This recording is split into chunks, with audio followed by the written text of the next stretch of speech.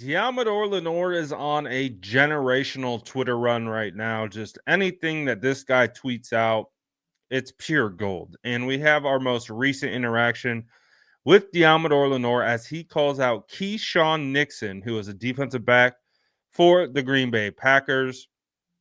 When Keisean says, basically, in response to the news that Deebo Samuel will be traded or has requested a trade, he says, let's actually, I'll show you the post right here. Let me get this out of the way so you can see. But Keisean says, love him. We don't want him, with the laughing emoji. And it's funny because I think these guys all have a relationship. I think Keisean Nixon and Deommodore Lenoir were high school teammates, if I'm not mistaken.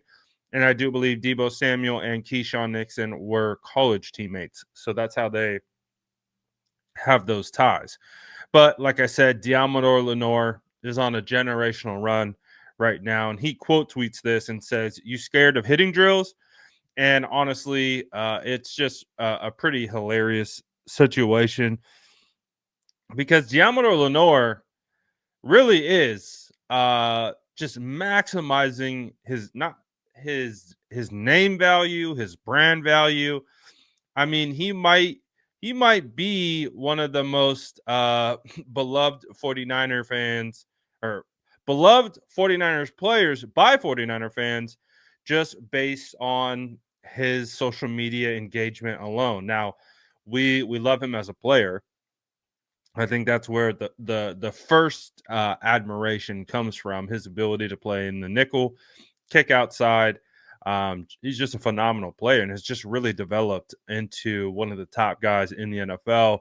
And he will be one of those guys that will be discussed that way. I know we know this within our 49ers community, um, but he will be discussed this way. I would say probably after next year. If he puts together another quality year, he will be discussed in that light. So, but I do think it is hilarious because clearly the biggest topic around the 49ers right now is kind of Deebo Samuel and the situation that he's going through with requesting a trade, and what the future holds. Everyone's trying to now, pinpoint potential landing spots, trade value, what moves to be made, what can you get for Deebo, all that kind of stuff. So it's kind of funny though to see an opposing player for the Green Bay Packers say, we don't want him, and then Deommodore come over from the top rope and be like, "What, are you scared, pal?"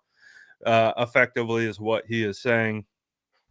So there's still plenty more that will go on with this whole Deebo Samuel situation. We're just scratching the surface of this ongoing process. I'm sure there'll be more stuff that's played out through social media, whether reports or things like that. There's going to be a ton of speculation, and there's going to be a ton of projected trades that are going to happen. And of course, we will talk about some of those projected trades.